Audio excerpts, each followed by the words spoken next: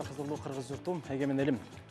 Адамзат қауымында, адамзат тарихында бірден-бір ең бір өзекті сапаттардың бірі бұл адамгершілік. Адамгершілік бұл қандай ғана доор, қандай ғана заман болбосын, жазылған ережелер, мыйзамдар, керек болса чоң бір баш мыйзамдардан дағы айрым учурларда биік тұрған авалдарды, кырдаалдарды көп кездештиребиз. Адамгершілікте адамда қалыптандырса болобу, же ал табиаттан берилген кандагы касиетпи? Мына ушул туурасында биз бүгүн толуктарын ток-шоусунда кенен кесири маек кылабыз. Биз менен бирге болуңуздар.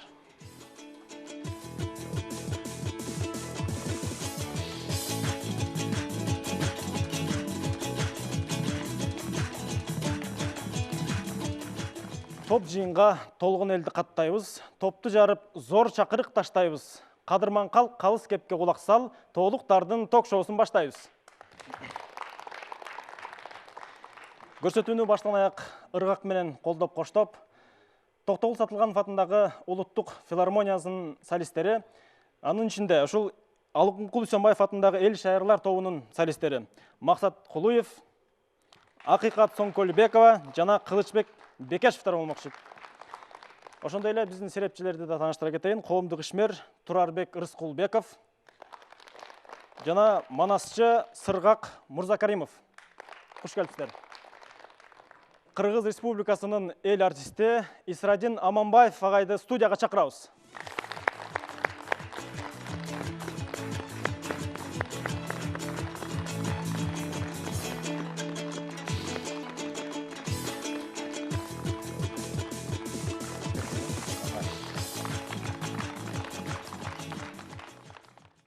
Исрадин агай студиябызга куш келипсиз. Негизи бул быйыл ыймана деп жылы деп көбүнесе ушул адамдык сапатка, адамдын бай өзүнүн калыптанышына көбүрөөк темаларды алып чыгып атабыз. Ошонун бири бүгүнкү адамгерчилик. Ушул адамгерчиликти сиз өзүңүз кандай түшүнөсүз агай? Ушудан баштасак. Адамгерчилик деген сөз бул абдан кеңири мааниде түшүнөм да мен. Жана биздин улуу жазуучубуз Айтматов айткан сөзү бар эмеспи? Адам күндө адам болуп жашоонун өзү чоң эмгек. Мен ойлойм, ошо адам болуп жашагандан дагы бир аз жогорурак болуп, бул адамгерчилик сапаттарга ээ болуш керек деген мен ушундай түшүнөм да. Бул адамгерчилик деген сапат бул абдан мындай жогорку деңгээлдеги, жогорку ойду талап кылган сөз деп эсептейм. Ушунда бир нерсени тактап алалы башында. Адамгерчилик баягы адамдагы сапатпы? Же бир мамиленин түрү? Адамгерчиликке бул мындай десек болот да. Улууну урматтоо, кичини сыйлоо. Болбосо адамгерчилик ошол каада салтты мыкты билүү. Бул адамгерчилик бир үй бүлөдө, ошондой эле иштеген жеринде, же болбосо чоң коомчулукта дагы өзүнчө бир адамдык сапаттар, адамгерчилик болуш керек деген сөз болуп атат да бул жерде. Мисалы жашоодо түрлүү кырдаал болот да агай, түрлүү абал болуп калат. Баягы жигин таппаган, бир айла таппаган учурлар болуп калат. Мисалы кээде жогоруда айтып өткөндөй тартиптен да, жазылган тартиптен дагы, протокол дейбиз, керек болсо мыйзамдан дагы чыга албай калган нерсе болот да. Ал дагы адамдын тагдырын чече албайт. Бирок адамгерчилик бул даана бир адамдын бир тагдырын сактап кала турган бир учурларга адамгерчилик баягы сап болуп берет деген сөз айткым келип атат да. Ушундай бир кырдаалга туштуңуз беле агай? Мисалы, мен чыгармачылык адам болгондон кийин чыгармачылык боюнча сөз кылсам, кээ бирде мындай болот да. Жаш чыгып келе жаткан ырчылар, же композиторлор, же болбосо обончулар ушундай бир кароо сынакта отуруп калабыз. Кээ бир жерде ушундай бир концерттеринде отуруп калабыз. Ошол жерге ошол жаңыдан чыгып келе жаткан чыгармачылык адамга бир жакшы сөз дагы бул ошол мезгилге абдан керек да. Бирок анын чыгармалары ошол мезгилде начар болуп калышы мүмкүн. Эгерде ошол чыгармачылыгың начар, сени мындан ары сен мындай ийгиликтерге жетише албайсың деген маанida деле айтып койсо болот сөз менен. Бирок деген аны ошол мезгилде эгерде сен чындыгында талантын көрүп турсаң анын, ага жакшы сөз айтып қойсаң, ал емдігісінде же болмаса кейінгі шығармалары андан да мықты болып кетиши мүмкін да. Бұл адамгерчилик деген бир эле адамдарды сыйлоо эмес. Бұл адамгерчилик деген ошол адамды убагында сөз менен дагы адамгерчилик кылып койсоң болот да. Бұл адамгерчиликтин мааниси абдан терең да ушундай.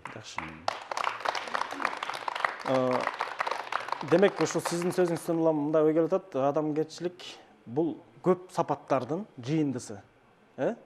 Албетте, бұл адамгерчилик деген көп сапаттардын жыйындысы болот. Бұл эми адамгерчилик деген сөз адамдын өзү адамгерчиликтүү болуш үчүн өзү тарбиялаш керек, тарбиялуу болуш керек. Бирок ошондон дагы сырткары ошол Кудай берген өзүнүн дагы бир сапаттары болуш керек да, адамгерчиликти билген. Ошондо бул адамгерчиликтин маанисин, адамгерчиликтүү адам болот деген мен ой бар. Жакшы. Ошол мисалы коомдо жүргөндө түрлүү кырдаалдарда көрүп калабыз. Адамгерчиликтүү киши экен, жосом адамгерчиликтүү бала экен, адамдыгы бийик киши турбайбы деп ушундай сөздөрдү көп угабыз да. Анан Төрөбек ата, сиз жашыңыздагы, башыңыздагы улуу атам катары ушул жашоого ыктай ушул адамгерчиликтин сиз көргөн тараптарын айтып берсеңиз дагы. Мындайда адамгерчилик, ыйман, уят, ушунун баары адамга бир табияттан келген бир маселе да. Мен бир мисал айтайын. Мына кээ бир айтышат азыр, ой, садиктен башташ керек, бала бактадан башташ керек, мектептен башташ керек, адамгерчилик болуш үчүн. Анда бир акылман келген экен. Акылманга бир ата эне келип, мен баламды кантип тарбайлайм деген экен. Анда айтыпты, балаң канчада? 5-те. Айткан экен, кечигип калдың деп. Мен айтайын дегеним, бу жанагы талант, адамгерчилик, ыйман, бул эң башында эненин сүтүнөн келет. Эненин сүтүнөн келет дегеним мындай. Бул баланын адамгерчиликтүү, ыйманды болуш үчүн тетиги илгертен үйлөнгөндөн башташ керек. Бала курсактан жаткандан башташ керек. Адамгерчилик. Эненин сүтүнөн келет деген ошол. Себеп дегенде жана баланы эмизип атканда эне. Анан кийин бүйөсү келип туруп ыза анан ыйлап туруп, ошол эмискен бала, жанагы эмчегин ошо бала жакшы болбойт. Кечиничи өтөт. Себеп дегенде эненин сүтүнөн келип атат. Анткени себеби эмисип атканда баланы эне ракаттанып, баланын келечегин ойлоп, ошо бала менен сүйлөшүп, эмчекти бала болсо дагы. Ошондон кийин бала ошондон келет. Тарбия, жанагы адамгерчилик, анан адам мыкты сапат. Бул адамгерчиликтен бийик сапат. Бул кандай гана бийик кызматта турбасын.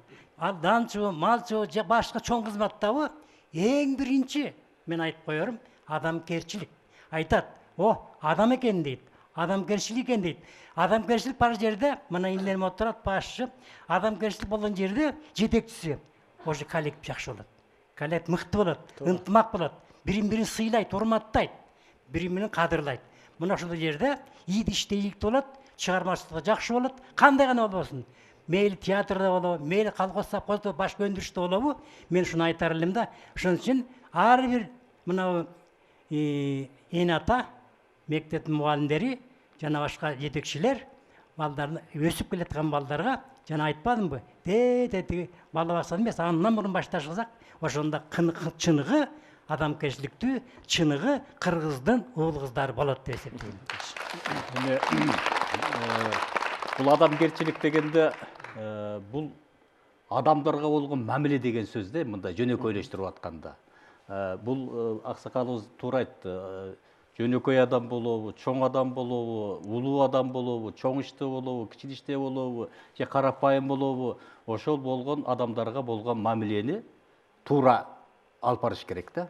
Алып барыш керек. Көбүнчө биздин кыргыздар адамгерчилик деп мындай көп сыйкор адамды айтышат да. Бирөөгө көп мындай чай берген деп коебузбу, эмне деп коет. Бир коноктогон ушундай адамдарды дагы бизде көбүнчө адамгерчиликтүү экен деп коет. Бул деген сөздүн дагы төркүнү башка жакта да. Бирок ошону менен бирге эле бул адамгерчилик сапат деген адамгерчиликтүү болом деп эле мисалы улуу адамга кичүүдөй мамиле жасап алсаң, бул да адамгерчиликке кирбей калышы мүмкүн. Же болбосо кичүү адамга улуу адам катары мамиле жасап алсаң, бул дагы адамгерчиликтен чыгып кетиши мүмкүн. Ошон үчүн бул адамгерчилик деген сөз бул абдан абайлап мамиле жасай турган нерсе да. Ошол адамгерчиликтин өзү адамдын жүрүшүнөн, сөзүнөн, оюнан, түсүнөн, керек болсо ошо кийинишинен бери бул адамгерчиликти сыртынан караган адамдарга билинип турат да. Эң негизгиси бул адамгерчилик деген сөздүн өзү бул ошол ар бир адамга карата болгон адамдардын мамилеси, жөнөкөйлүгү деп мен айтар элем ушундай. Эң жакшы.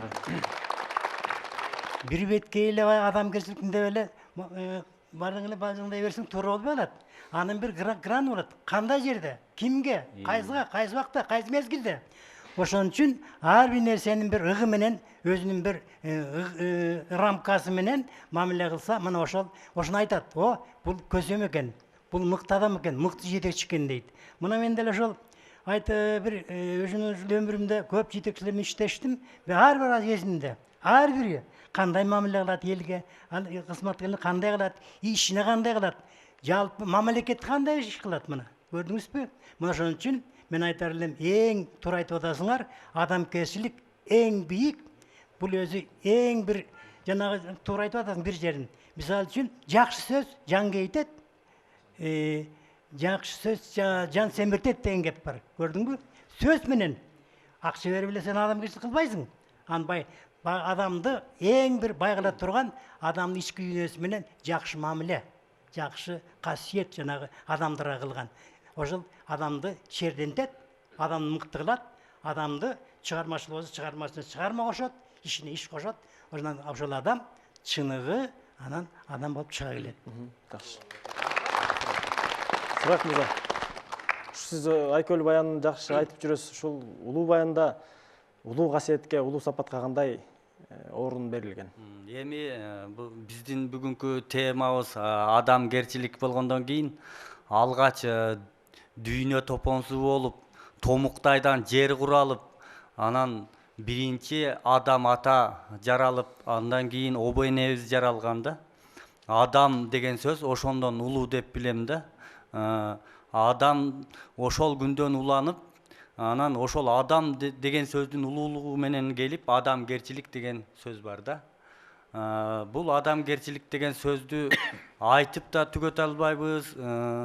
Бирок колубуздан келишинче биз баяндап айтып келсек, адамгерчиликтин түпкүрүндө эне баладай эле улашып келаткан адеп деп кыскартылып, ыйман, ынтымак деген бул жанаша келет да. Бул мыйзамга, баягы өзүңүз айтып кеткендей, токтомго жазылбаган бул улуу адамзатынын салты да. Кичүүсүн улуусу ызаттап, улуусун кичүүсү сыйлап келген айрыкча ала тоолук кыргыздын да канында бекемделип келген.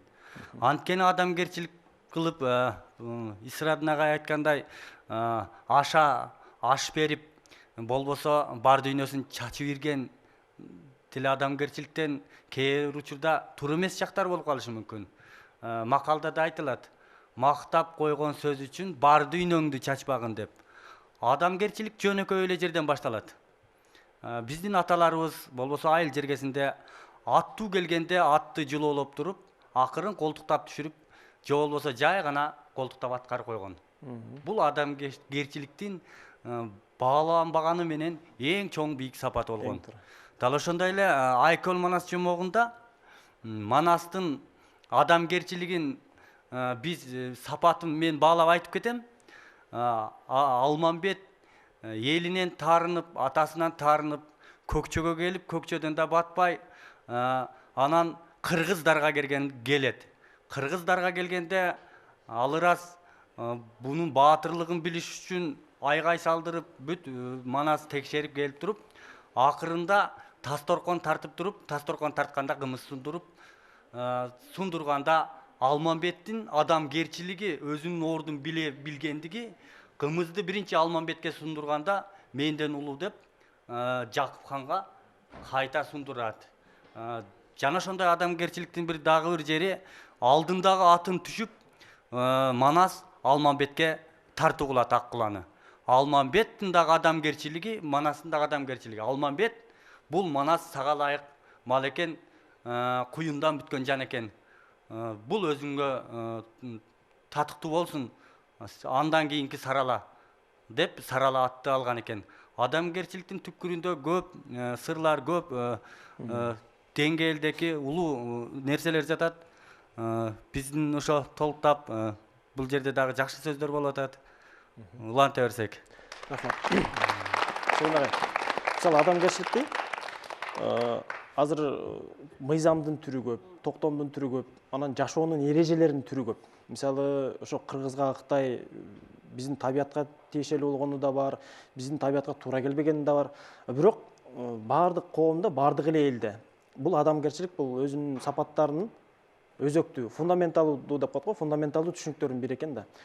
Ушул азыркы коомдун оңолушуна адамгерчиликтин пайдасын айтып берсеңиз агай. Азыркы коомдун оңолушуна адамгерчиликтин сапаты, адамгерчилик бул абдан жетишпей турган нерсе болуп атат. Биз деген кийинки мезгилде өзүбүздүн мамлекетибиздин чыгарган закондор эмне, же болбосо биздин каада салтыбыз эмне, ошо каада салтыбызга карап туруп мамиле деген кандай, ушулардын баардыгын аралаштырып ийдик да, аралаштырып ийдик. Муну өзүнчө караш керек, өзүнчө караш керек. Мамлекеттин законун ошо өзүнүн аткаруусу менен. Ал эми биздин илгертен бери келе жаткан өзүбүздүн каада салт ата-бабаларыбыздын закону бар да, мындай жатканда. Ошону туура пайдаланышыбыз керек. Мисалы бир эле нерсе да, президент бир жерге барды. Аксакалдар турат. Ал протокол боюнча ал жерде учурашпаш керек. Бирок деген ал учурашыш керек аксакалдар менен. Ал протоколдон чыгат. Сөз түрдө аксакалдар менен учурашып, эл менен учурашып, андан кийин ана сөзүн башташ керек. Ал мен протоколдон чыкпай аксакалдар менен учурашпашым керек деген сөз болсо, анда деген ал закон менен өзүнчө кетет. Бирок деген биздин өзүбүздүн элдерден келе жаткан өзүбүздүн законубуз бар да. Бул деген өзүнчө закон деп коет. Ушуну ар кандай жерде ар ким ар кандай пайдаланыш керек. Мисалы президенти болобу, премьер-министр болобу, спикер болобу, же болбосо депутаттар болобу, же болбосо элге кеңири таанылган акын жазуучулар болобу, артисттер болобу, ырчылар болобу, баардыгы өзүнүн мындай жазылган закондон сырткары дагы ата-бабалардын жазылбаган закондорун дайыма колдонуш керек да. Ошондо бул адамгерчилик деген сапаттардын дагы бир пайдаланган түрү, эл алдында пайдаланган түрү ушул болот деп ойлойм. Жакшы. Корутундулоочу суроо болсун сизге. Адамгерчиликти мындай калыптандырса болобу агай? Кантип калыптандырса болот? Адамгерчиликти сөз түрдө калыптандырыш керек. Бул аксакалыбыз абдан туура айтты. Адамгерчиликти калыптандырыш үчүн бул ошол бала төрөлгөндөн башташ керек. Бара төрөлгөнгө чейин айтып атпайбы бул киши? Ошол төрөлгөндөн кийин да баштасак, бул чоң нерсе болот да. Бул адамгерчиликтин өзү мындай да. Бул иним туура айтты. Кичинекей балаңы же небереңи эшиктен келе жаткан улуу адамдарга салам айттыруу. Бир жөнөкөй эле сөздөр айтат. Же болбосо колуна суу куйдуруу. Же болбосо келип отуруңуз деп айтуу. Бул ушундан башталат, ушундай нерседен башталат да адамгерчилик деген. Адамгерчилик деген сөз түрдө тарбиялаш керек балдарды. Өзүң дайыма ошого тарбияланышың керек. Адамгерчилик деген сөз ошо адамдарга болгон мамиленин өзү адамгерчилик деп аталат. Ошон үчүн адам анан герчилик деп атпайбы? Адамдарга болгон кандай улуу адамга болобу, аял адамга болобу, кызыңа болобу, жарыңа болобу, энеңе болобу, улуу аксакалдарга болобу, же башкаларга болобу, ар кимдин ар кандай мамиле жасаш керек. Ошо мамилелерди туура пайдалана билүү бул адамгерчиликтин ушул жыйындысы болот деп ойлойм. Жакшы. Анда атайын сиз үчүн Алымкул Үсөнбаев атындагы эл шайырлары тобунун солисти Төкмакын Максат Кулуевден терме санат угуп алсак. Арнайы сыңарсыз.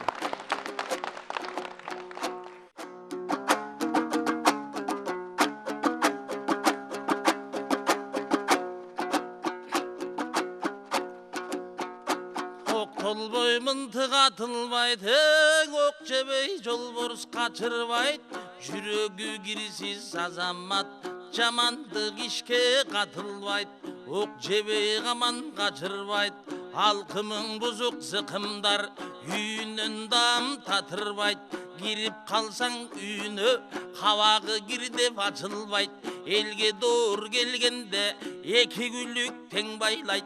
Жерге doğru gelgende атыр бүркүп гүл жайнайт.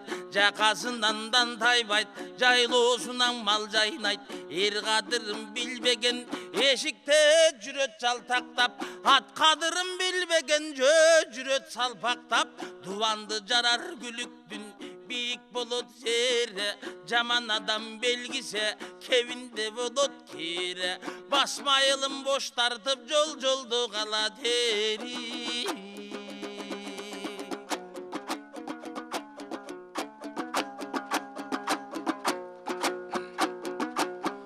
Боло турган жигиттине жүрөгүндүн оту бар. Тамды тешер урунун сабы кыскан чоту бар. Аргымак бойлун ок кезет, азамат бойлун жок кезет. Аргымактын азгана, аркы терки басканы. Азаматтын азгана, азапка башып атканы. Аргымакта жал жок деп жолго таштап кетпеңер. Азаматта мал жок деп жого таштап кетпеңер. Өзөндү сууга тал бүтөт, өлбөгөн кулга мал бүтөт. Мал бүткөн чөң иш өтөт, агаң ини дос өтөт. Куурайчы кыз куу такыр, куурай чыгып бергенде кулун чуркап өтө албайт. Мал жыйылгыз куу жакыр, мал жыйылып бүткөндө айдап журтка жете албайт. Жаман атты буйга мин, түнөп калган уйга мин, чалмаңдыңы чалып шууга мин. Ишенимди жакшатты көтөрүлгөн тууга мин, кулак тунган чууга мин. Атың күлүк болгон соң, аштан тойдон калган соң, анын күлүктүгү не пайда? Алганың суду болгон соң, аркырап беттен алган соң, судулугу не пайда?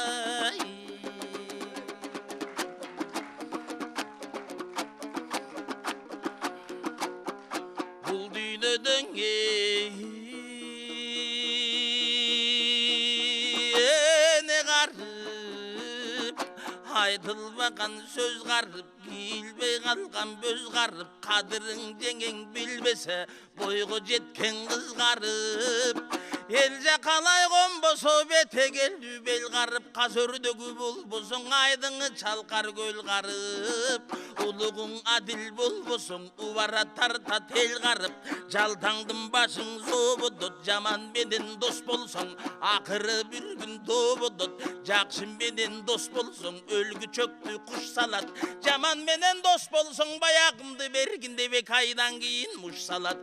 Кетсе де өлөт башыңдан, келмеги кыйын алгайтып. Келе деп берсе бересиң кейтет, жанды саргайтып. Чырпыгың сынса талыңдан, чынар болбой талгайтып. Чындап ажал келгенде чыккан жан келбей талгайтып. Өткөн өмүр учкан куш колуңа конбой тең алгайтып.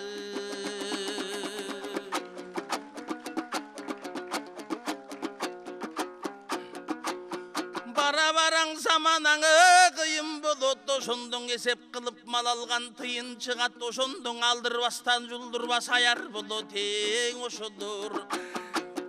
Түн ичинден уктабас баатыр болот ошолор. Бисмилданы билбеген капыр болот ошолор. Кыйкырганың бел ашпай, үн кыскарган бир заман. Кылсаң жумуш бүтпөгөн, күн кыскарган бир заман. Жатып уйкуң канбаган, түн кыскарган бир заман. Орозо намаз окулбай, дин кыскарган бир заман. Биз жер жүргөн тар заман, анан келет зар заман. Зар замандын кишесе башка болот деп айткан. Адеби жок сүйлөгөн, кашка болот деп айткан. Конушуна чөп чыкпай, ташка конот деп айткан. Элдин мүрдүң азайып, ачка болот деп айткан. Мал азайып, арымдап, жакыр болот деп айткан. Аганын сөзүн ин укпай, чагым болот деп айткан. Биринин сөзүн бир укпай, жайыл болот деп айткан. Капыр менен аралашоң, айыл бир конот деп айткан. Вали, баракалды. Серат агай, бизге келип керектүү кеп куруп бергениңиз үчүн терең ыраазычылык билдиребиз. Ишиңизде ийгилик болсун агай. Рахмат. Рахмат адамгерчилигиңе. Рахмат.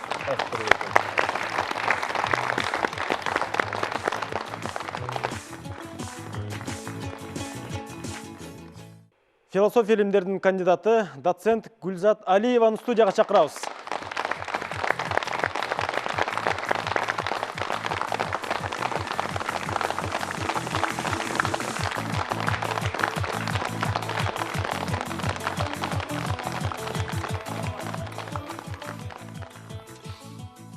Гүлзат эже, студиябызга куш келипсиз. Адамгерчиликти биз элдик деңгээлдеги ойлор менен талкууладык. Эми сиз көбүнесе илимий багытта чечмелеп берсеңиз да адамгерчиликтин маани маңызын. Адамгерчилик деп адамды сый урматка татыктуу кылган эң жакшы, эң позитивдүү моралдык жана адип акылактык сапаттардын жыйындысын айтабыз да. Илимий адабиятта адамгерчиликтин синонимы катары гуманизм түшүнүгү эсептелип жүрөт. Гуманизм түшүнүгүн кең жана тар мааниде карасак болот. Тар маанисинде алсак, гуманизм деп адамга гана эмес, жан жаныбарларга дагы моралдык, адип акылактуу мамиле кылууну адамгерчилик деп айтабыз да. Негизги эле адамгерчиликтин негизги талабы бул адамдар менен жан жаныбарларга аяосуз мамиле кылба деген түшүндүрөт да. Гуманизмдин антиподу болуп, бул орус тилиндеги жестокость, осы карамүртөздүк, зулумдук түшүнүгү саналат да. Бул мааниден алып караганда биздин ата бабалардын адамгерчиликтүү мамилесин мисал келтирсек болот да. Айтсак, ата бабаларыбыз асан кайгы өңдөнгөн улуу ойчулдарыбыз адамга гана эмес, жан жаныбарларга дагы жакшы мамиле кыл, позитивдүү мамиле кыл дегенди айтканда. Ал эми кеңири маанисинде алсак, адамгерчилик деген түшүнүк бул 3 негизги элементтен турат. Биринчи элемент бул алтруизм деп аталат, экинчиси адип акылак деп аталат, анан үчүнчүсү эрк деп аталат. Алтруизм деген эмне? Бул латындан альтер деген сөзү, башка деген түшүндүрөт да. Алтруизмде бул башка адамга мындай пайда көздөбөй эле, олжо көздөбөй эле жардам бер дегенди билдирет да. Бул мааниде алсак, Конфуцийдин 2 чоң принциби бар да, адамгерчиликке арналганчы. Биринчи принциби: сен өзүңө эмнени каалабасаң, башкага ошону кылба дейт. Экинчи принциби: сен эмнеге жетүүнү кааласаң, башка бирөөнүн ошого жетүүсүнө жардам бер.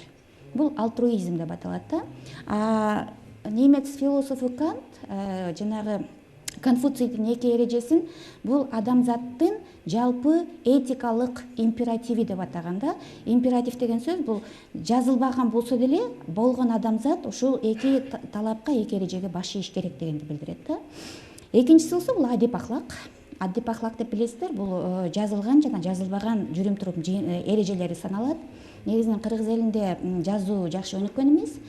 Бардык жүрүм-турум эрежелери бул тыйым жана турум деген 2 эрежеге баш ийген да. Тыйым жана турум. Турум жана тыйым. Турум. Туура жүр, туура иш кыл дегендей. Анан тыйым. Тигини кылба, муну кылба дегендей. Тыйуу. Ошого баш ийген да. Анан ушул жерде бир суроо туулат да. Адамгерчилик менен эркиндик түшүнүктөрү өз ара мындай келишеби же келишпейби дегенчи. Улуу римдик ойчул болгон Цицерон дейт. Цицерон деген. Ошол киши айтканда, менин эркиндигим дейт, башка бирөөнүн укуктары башталган жерде бүтөт дейт да. Демек мен каалаган иш чараны кыла берсем болот, бирок менин кылып жаткан кыймыл аракетим башканын укуктарын бузбаш керек да. Адамгерчиликтен, мисалы, адамгерчилик кылып жасап ырахат алса болобу адамдар? Сөзсүз түрдө. Мисалы? Мисал үчүн турмушта абдан көп мисалдар бар. Мен азыр оюма келип аткан мисал былтыркы жылы февраль айындагы Москва шаарында жашаган кыргыз мигранты Марат Исаевдин кылган иш аракетин айткым келет да, мындай чоң эрдик да. Ал киши ошо жанагы метрополитенде туруп, эпилепсия оорусуна чалдыккан аял, ошо поезд жакындап калганда ошого кулап кеткен да. Анан ошол жерде толгон кишиден жүздөгөн киши турган экен. Ошондон 2 гана адам, бизден Марат Исаев, анан теги орус жараны полицейский Артем Королюк өздөрүнүн өмүрүнө карабай секирип кирип ошол жерден ошо өздөрү тааныбаган аялды алып чыгышканда, эми бул деген чоң маселе да, бул өлүм менен өмүрдүн ортосундагы маселе да. Анан ошо аялдын өмүрү сакталып калгандан кийин дүйнө жүзү ал киши тууралуу жазып, бүгүнкү күндө мен рахаттануу менен, сыймыктануу менен кыргыздын ушундай эр жүрөк, адамгерчиликтүү жигиттери бар деп айта аламын да. Студиядан адамгерчилик мурун башкача болчу, азыр башкача. Ошонун экөөнүн ортосунда эмне айрым бар? Мисалы үчүн, илгери бир жол тартып баратып, ат менен барат, бир жерге коно турган болсоң, ошол экил мейман сен жаткырып, кондуруп, атыңан бери тейлеп койчу эле. Азыр эми машина менен кетип баратып, бузулуп калсаң бир жерден үйүнө киргизбейт. Ушул экөөнүн айырмасын айтып бересизби? Адамгерчилик азыр кандай, мурун кандай эле деген суроо. Рахмат. Туура. Абдан жакшы суроо. Бүгүнкү күндө өтө моодалуу түшүнүктөрдүн бири болуп бул маданияттардын диалогу деген түшүнүк эсептелет да. Диалог деген эмне? Бул диалог деген бул тең укуктуу эки адамдын ортосунда пикир алышуу болуп саналат да. Анан ошо моодалуу түшүнүктүн дагы бири болуп чыгыш батыш цивилизациялардын диалогу же болбосо чыгыш батыш маданияттардын диалогу болуп атат да. Мен бул жерден диалогду көрбөй турам. Анткени эки пикир алышып жаткан адамдын бирөөсү үстөмдүк кыла баштаса, анда ал диалог болбой, бул таңоолоо болуп калат да. Негизинен бүгүнкү күндө кыргыз маданияты, сиз айтып жаткан мурунку өткөн маданиятыбыз чыгыш маданиятына туура келет. Чыгыш маданиятында биринчи алдыңкы орунга руханий баалуулуктар турат да. Адеп ахлак, ыйман, адамгерчилик жана башка баалуулуктар турат. Ал эми батышта алардын тарыхый өнүгүүсүнүн өзгөчөлүгү ушундай экен, алдыңкы орунда материалдык баалуулуктар турат да. Руханий баалуулуктарга караганда материалдык баалуулуктарды өзгөчө тутушат. Ошондуктан аларда мен деген түшүнүгү дүйнөнүн борборуна коюлганда, мага жакшы болсо болду, башкалар менин укугумду сыйласын, мага эч ким мындай тийишпесин деген мааниде да. А кыргызда андай жок да. Кыргызда алтруизм да, эми кыргызча алтруизм деген сөздү кыргызчага которсок, жылаңач баатырлык деп койсок болот да. Өзүнүн балдары ачка турса да, ошо келген коногуна жалгыз коюн союп берип, коноктоп, сый урматын көрсөтүп, адамгерчилигин көрсөтүп, анан жолуна салып коет да. Анан илгери болсо, мисалы үчүн, акты кыргыз саткан эмес. Өтүп бараткан таанаган, тааныбаган жолбойчуга ошо акты берген, курсагын тойгузган, адамгерчилик көрсөткөн да. Бүгүнкү күндө ал сатылат. Мурунку заманда коноктун эки түрү болгон, бул кудайы конок, анан чакырылган конок депчи. Анан ошо чакырылган конокко караганда, ошо кудайы конокко адамгерчиликти жогору деңгээлде көрсөткөн да. Анткени бул кудайы конок ошо кудай тарабынан жиберилген адам, демек буга деген ошо адамдык сапаттарын кордобой, басынтпай, курсагын тойгузуп, жакшынакай төшөгүн салып берип, анан эртеси күнү жолуна узатып коюу да. А бүгүнкү күндө тилекке каршы ошо жанагы батыш маданияты биздин коомго таңууланып жаткандыктан улам руханий баалуулуктар экинчи планда калып, тескерисинче алдыңкы планда материалдык маданият чыгып кетип, анан көп мындай аксаак нерселер көрүнүп жатат да коомдо тилекке каршы. Рахмат. Кыргызда айтат, ак көңүлдүн аты арбайт, атарысы өзү жарбайт депчи. Ушундай жогоруда айтылып аткан жакшы сапаттарга ээ адамдар көпчүлүккө, коомго, жеке адамга пайда келтиргенге шашат экен да. Кандай деп атабасак дагы. Бирок дагы ошол адамгерчилик жасап атып, ошодон бир зыян тартып калышы мүмкүнбү? Анын зыяны болушу мүмкүнбү дейм да. Мирхамит, ошол сурооңузга бир көңүл ооруткан мисал менен жооп бергим келип атат да. Мирхамит мени Facebook аркылуу жакшы тааныйт. Мен өзүмдүн улуттук сезим деген тайпам бар Facebook'та. Жаштарды ошого чакырам. Ал тайпада ошо кыргыз баалуулуктары тууралуу сөз болот, кыргыз баалуулуктарын коргоо тууралуу сөз болот. Анан мен Мирхамиттин атынан, же болбосо бир алдыңкы мекенчил адамдардын атынан ошолордун чыккан макалаларын көнүмө жакса, кыргызга ылайык деп эсептесем, ошону улуттук сезим тайпасына чыгарып турам да. Баягы күнү бир агайдын ошондой жакшынакай макаласы жагып калып, бирок ал агайда ың тамгасы жок экен. Ошону ың кылып оңдоп туруп чыгарып койсом, ал агай алакандай чуу чыгарып, анан мени болгон күнөөлөп, сен кандай акың бар, хотя агайдын немеси турат, аты даярдалды депчи. Анан ошондо жана сиз айткан макалдын чындыгына көзүм жетти да, ак көңүлдүн аты арбайт, атарысы дагы өзү жарыбайт. Анан ал киши өзүнчө пост кылып чыгарып алыптыр өзүнүн баракчасына. Анан ошол жака аттуу баштуу адамдар биригип алып, болушунча мени жакшылап эле жамандашты да. Демек, адамгерчиликтин кайсы бир деңгээлде чени болушу мүмкүн экен да? Болушу мүмкүн. Анткени мен жана жогоруда айтпадымбы? Эркиндик абсолюттуу түрдө болушу мүмкүнбү же ал салыштырмалуу болушу мүмкүнбү депчи. Эркиндик салыштырмалуу болуш керек, анын жеткен чеги бар да. Анын жеткен чеги жана үстөмдүк кылуучу маданияттын элементтери менен чектелет да. Этика, мораль, диний көз караш, эрежелер жана башкалар менен чектелиш керек. Кошумча басаңыздар болсуздар. Бул адамгерчилик чындыгында кийинки бузулуп кеткени туура айтып атат. Батыштан келген бир эп күн болду да. Азыр мен кубанганым, кайта өзүбүздүн баягы чыгыштын бир маданияты келаткандыгы мени кубантат да. Мына президентибиз бекерине кабыл алган жок быйылкы жылды. Ыйман, адеп, анан маданият жылы деп. Бул деген өзү анан бир кызык. Быйыл жанагы түкүрбө деген акция чыкты. Бул деген абдан актуалдуу нерсе. Түкүрбө. Анткени себеби бул маданият, анткени себеби жаштарга айткым келет. Кетип барат эле жана асфальтка түкүрүшет, жеметет, анан жаман ыкыс немелер пайда болот, ал жей сиңип кетпей жерге көп турат. Ошон үчүн түкүрбө. Яны ушундай акцияларды кабыл алганы бул жаңыдан баягы бизге келаткан эме да. Азыр мына кыргыз элинин айрыкча көчмөндөрдүн оюнунда кыргыздын бир улуулугун, кыргыз элинин бир меймандостугу биз таңазланды да. Себеп дегенде жана туура айтып атасыңар, кыргыз жана Кудай конок. Анткен себеби конокту түнүнсүн ал Кудайдан келген элчи катары баалаган. Жакшынагай тамагын берип, сыйлап, аны жерде узатып койгон.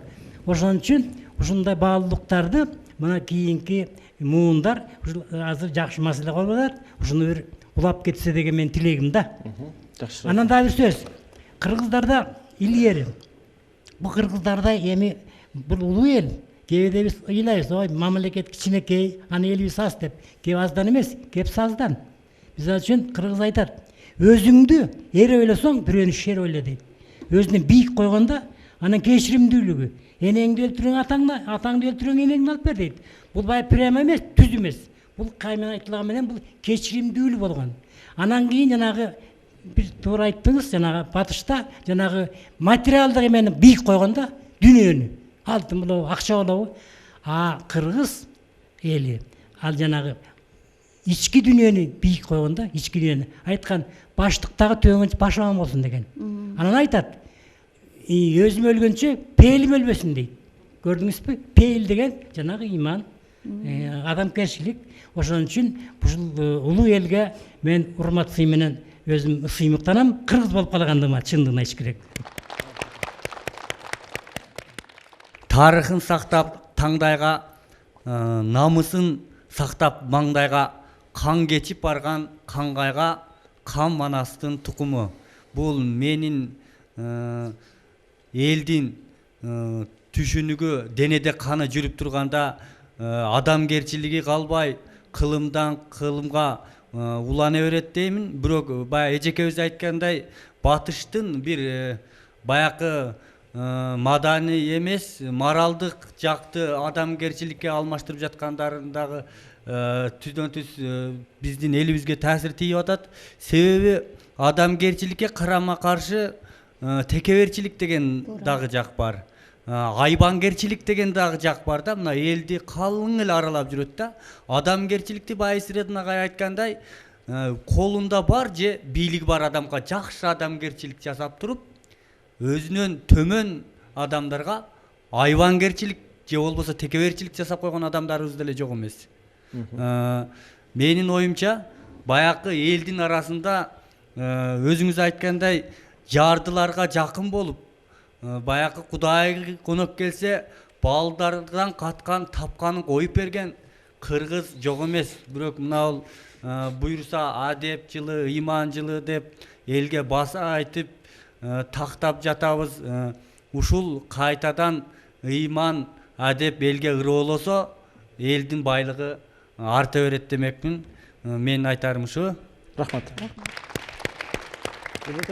Сиз үчүн Токтогул атындагы Улуттук филармониясынын солисти Кылычбек Бекешевден мукам музыка тартылабыз.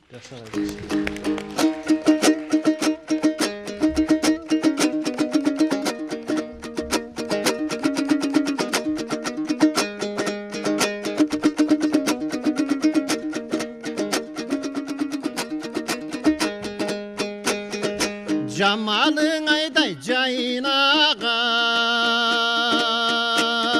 мен жаныңдан чыкпай айланам. Жолугуп азыр куштусум, жолуккум келет кайрадан. Жолугуп азыр куштусум, мен жолуккум келет кайрадан.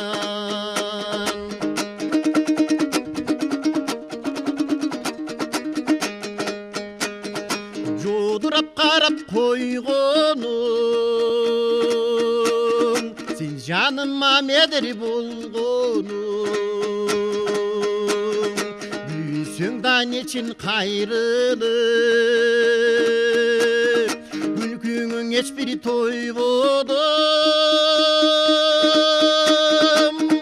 Гүлсөң да мага эле жылмайып, мен күлкүңүң ешбир тойбоду.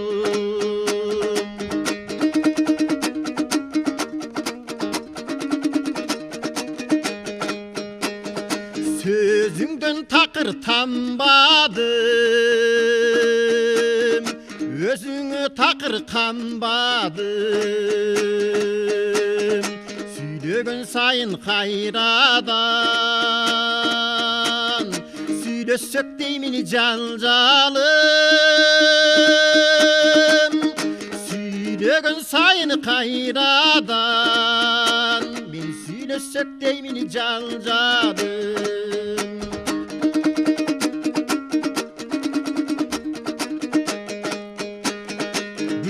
Sayın emez sayın,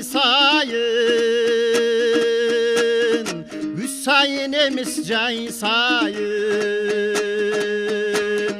Karasam jodur gözünden, karagım gele tansayın. Karasam jodur gözünden, men karagım gele tansayın. Баракелде. Рахмат Кылыч мырза сизге. Гүлзат эже бизге келип, маанилүү маек куруп бергениңиз үчүн терең ыраазычылык билдиребиз. Ишиңизде ийгилик болсун. Сизге рахмат, чоң рахмат.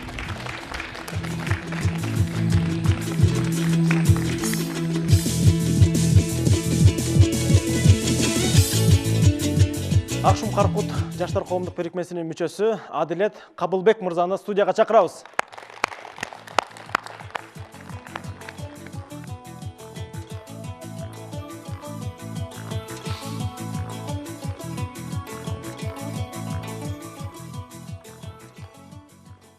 Адилет мырза, студиябызга кош келипсиз.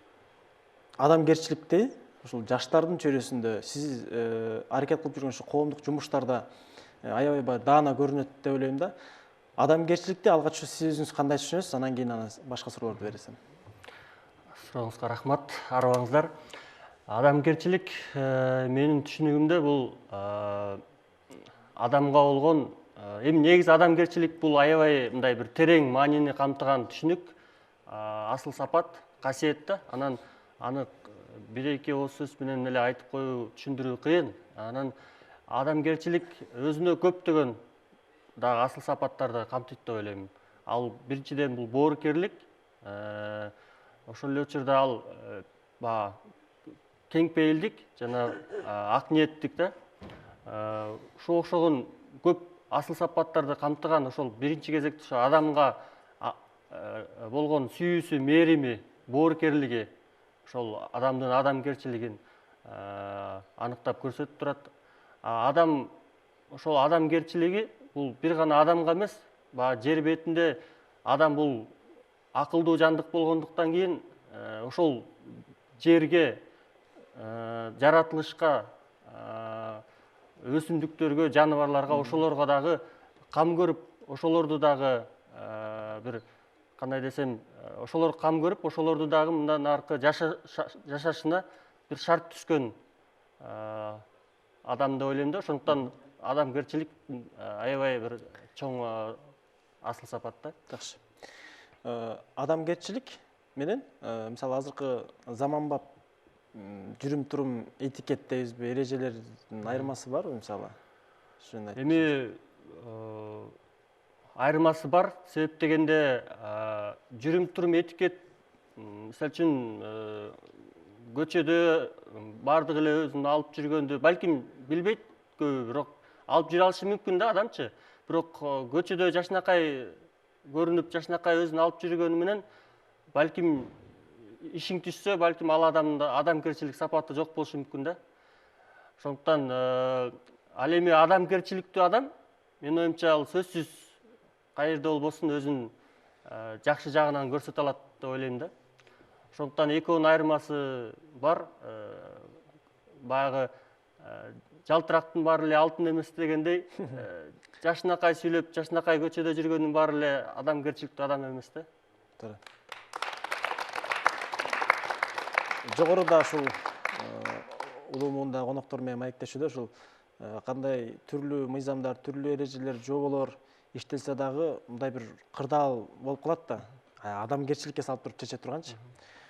Маселелерди адамгерчилик менен чечүүдө ушу жаштардын арасында кандай жүргүзүлөт? Иштелеби ошол иш?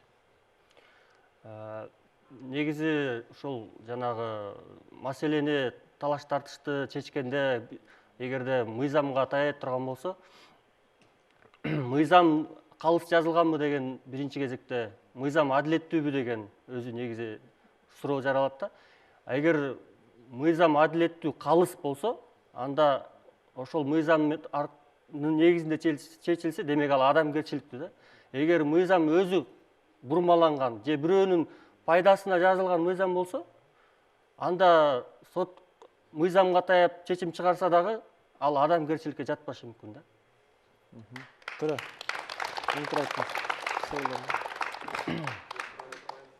Жана киши жаманы кирип чыкканча билинет деген макал бар эмеспи? Ошонун адамгерчиликке канчалык тиешеси бар, ушуну айтып бере аласың? Киши жаманы кирип чыкканча билинет дегенде, адам балким ошол адамдын жанагы этикасына байланыштуу болсо керек. Ал өзүн кандай алып жүрөт, өзүнүн жолун, өзүнүн ордун билеби дегендейчи. Себеп дегенде бул макал кыргыздын макалы болгондон кийин кыргыздын түшүнүгүндө жол деген бар да. Бул жол ошол ар бир муундун, кыздын, эркектин, же болбосо аксакалдын, жаштын, ушул жигиттин, бикештин ар биринин өзүнүн жолу, өзүнүн орду бар да. Анан эгерде ошол түзмө түз карай турган болсок, кирип чыкканча билинет дегени ошол адам өзүнүн жолун билип атабы, ошол өзүнүн жолу менен жүрүп атабы. Ошого карап ал канчалык өзүнүн жолун, өзүнүн адамгерчилигин билет, ошону адамгерчилигин көрсөтө алат, ошого байланыштуу го деп ойлойм. Жакшы. Мисалы, жаңы замандын чакырыктарында адамгерчиликтин орду кандай деп ойлойсуз? Анткени азыр бүт эле баягы эсептешкен заман, эсептешкен коом болуп калбады. Ошол айтып берсеңиз. Аныңыз туура, бүгүнкү коом бул мындай меркантилисттик коом деп коет го. Ошондой бир пайда көрсөм, кызыкчылык, өзүнүн кызыкчылык керек болсо, адамды дагы өзүнүн кызыкчылыгына карап мамиле түзүп, өзүнүн кызыкчылыгына карап жардам берип, мисалы? Жардам берип, өзүнүн пайдасын ойлоп, анан адам менен мамиле куруп калган коом болуп атат да бүгүнкү күндөчү. Мунун эми түпкү үстүнө карасак, бул негизи эле адам баягы индивидуалисттик коомго айланып атканы да биздин коомдунчу. Себеп дегенде биздин ата-бабабыз көчмөн болгон кезде өз алдын өзүмчүлдүк болуу, өзүн билемдик кылуу, ушундай сапаттар менен, мындай мүнөз менен жашоо кыйын болмок да. Себеп дегенде ал убакта мындай жамааттык коом эгер көчүп жүргөндө кандай кырдаалдар, кандай шарттар болбосун, чогуу кыйынчылыкты жеңип, чогуу туруштук берип, чогуу жакшылыкка жетишкен да. Бүгүнкү күндө болсо адамдарга бири-бирине мындай тыгыз байланышкан эмес да. Бүгүнкү коом индивидуалисттик коом. Ошондуктан жанагындай өз кызыкчылыгына карап, өзүнүн максатына карап гана мамиле түзүп калып атат да. Бунун арты жаман. Себеп дегенде адамдардын ошол пейили бузулат. Адамгерчилигинен кетет да. Мунун артында коом бузулат деп ойлойм да. Жакшы.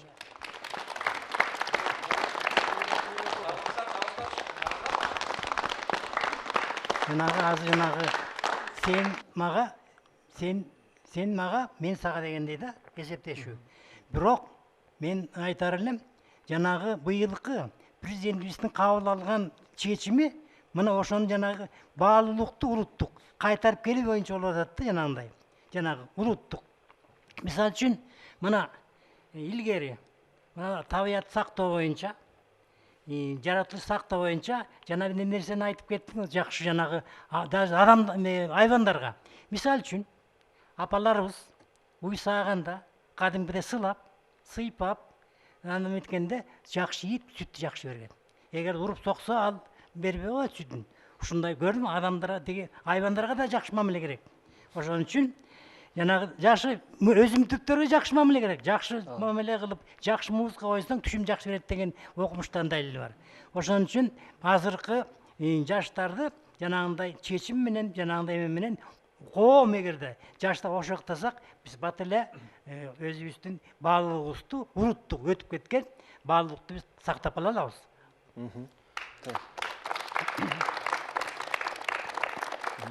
Оюңузду берсиңиз. Ошол атанын айтканына кошумчалай, ошол огул адамгерчиликти сактоодо өзгөчө биз өзүбүздүн кыргыз коомчулугунда бул ошол ата айтып кеткендей, жанагы жаныбарларга, өсүмдүктөргө кам көрүү бул негизинен биздин элдик педагогикада көрсөтүлгөндө ырым-жырымдар, тыюулар дегендей. Мисалы үчүн жана уй сааган боюнча айтып атпайбы? Ошол эле учурда ошол уйдун сүтүн төккөндө аны тебелебей же болбосо баса турган жерге төкпөй дегендей тыюулар бар да. Бул ошол эле учурда адамгерчилик бул жерде эмнеде жатат? Ошол уйдун эмчеги ооруп калат деп коет, же болбосо ал ысырапкерчилик кылба деген мааниде жатат да. Ошол ырыскыңды тепселебе, ошол ысырапкерчиликке жол бербе деген да. Ошол эле учурда көктөп турган нерсени сындырба дейт да. То есть башкача айтканда ошол жашылдап, жашыл болуп өсүп турган жаштакай бак болобу, гүл болобу, аны сындырсаң, анын өмүрүн сап кетиресиң деген мааниде да. Ошондой эле мисалы үчүн сууга түкүрбө же сууга зара кылба деген да сөз бар. Бул дагы ошол суу биздин адамдын өмүрүндө эң керектүү нерсе да. Мурда бул сөз эмнеден келип чыккан? Ошол анткени мурда элдер аккан суудан ичкен да. Сен булгасаң, суунун ылдый жагында дагы бирөө ичет ошол сууну. Ал сууну дагы бирөө колдонот деген да. Бүгүнкү күндө андай болбой калды. Биз ар бирибиз өзүбүз үйүбүздөн суу ичип атабыз, ошондуктан суунун кадырын баркын билбейт да. Бул дагы ошол табиятка болгон, жаратылышка болгон адамдын ошол бийик деңгээлинин, акыл эсинин бийик деңгээлин айгинелеп турат да. Мисалы, биздин адамгерчилик сапаты, адамгерчилик бул биздин салттуу баалуулуктарыбызда, наркыбызда аябай чөгөрүлгөн. Керек болсо ошодон азыктанган, ошо менен бүткөн, адамгерчилик менен бүткөн бир чулуу система да, түзүм да. Ырас адамдын коомдогу десем деги эле адамзаттын тазалыгын, бийиктигин, тунуктугун сактап турган ушундай бир салттуу баалуулуктар болгон соң, азыркы коомдо ошондой кылып курууга, ошондой кылып түзүүгө эмне тоскоолдук бар деп ойлойсуз? Ошол эле системабы же башкабы? Эми адамга эмнени сиңирсең, эмнени берсең, андан ошону аласың да. Анан бүгүнкү коом, өзгөчө азыркы менин курамымдагы менден кичүүлөр алып аткан маалыматы баягы ар кандай да. Ар кайсы маданияттын маалыматы, ар кайсы агымдын, ар кайсы саясаттын маалыматы болгондуктан алардын көз карашы, дүйнө таанымы, пикири ар башка болуп, бир өзөктүк, бир кандайдыр бир негиз жок да баардыгындачы. Ошондуктан пайдабалы ар кимдики ар кандай куралып атат да. Анан ошондуктан биринчи кезекте бул жерде биз азыр коомго ошол маалыматты иргей билгенди, маалыматты көрө билгенди же окуй билгенди, ошонун канчалык зыяны бар экенин, жок экенин талдай билгенди биз коомго үйрөтүшүбүз керекпи деп ойлойм да. Себеп дегенде мурда маалымат мынчалык көп болгон эмес да, интернет жок болгон. Ошондуктан кыргыз өзүнүн бар маалыматын, өзүнүн бар маданиятын, билимин өзүнө сиңирип, өзү менен өзү келгенде ошондуктан бузулбай, башка маданият, башка билимдер таасир эткен эмес да. Бүгүнкү күндө маалымат булактары көп, ошол эле учурда элек жок да. Ошондуктан маалыматты элегенди үйрөнсө, ошондо жанагы өзүбүздүн салттык, нарктык маданиятыбызды пропагандалап, ошону түшүндүрүп, анын актуалдуулугун көрсөтүшүбүз керек да. Рахмат, жакшы. Адилет мырза, сиз үчүн Улуттук филармониянын солисти Акыйкат Соңкөлбековадан керемет музыка тартуулайбыз.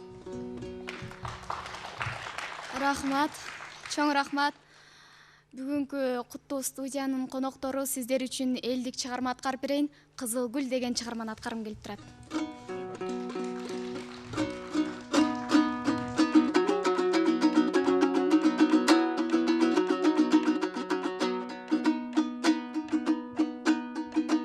Кырманда кызыл мен болсом,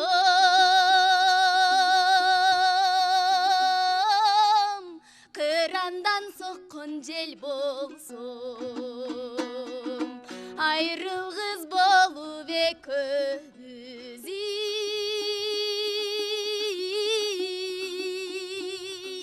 тагдырда дайым ой бир кошкон.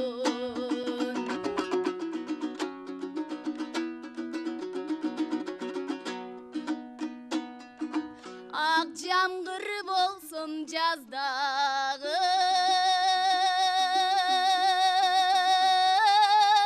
ак алма болсом жактагы, салкында бышсам кызарып,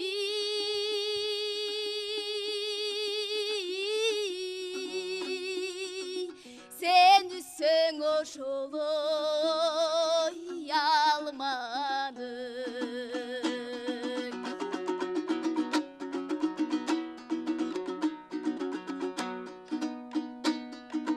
Жайлоодо жашыл көл болсом, жайкысын чалкып сен толсоң, акку бир болуп кылактап,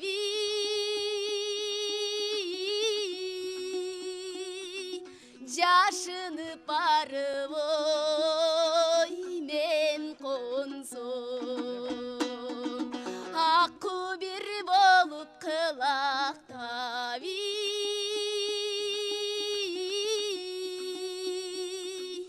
жашынып барып ой мен консом.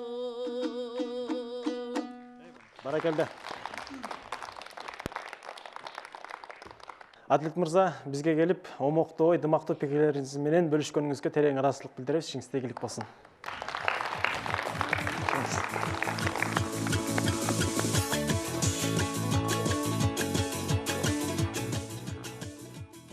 Элди, улутту, коомду сактап турган түптүү түшүнүктөрдүн бири болгондо да өзү бул адамгерчилик.